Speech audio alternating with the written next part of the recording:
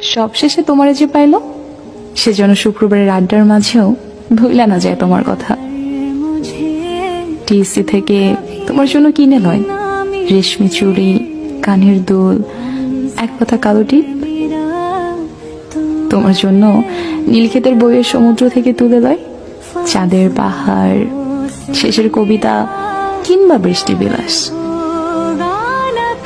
সব শেষে তোমারে যে পাইলো, সে যেন যত্ন কইরা ভালোবাসে তোমারে। স্কুল পড়া বাচ্চারা যেমন ভালোবাসে তার নতুন কেনা সাইকেল।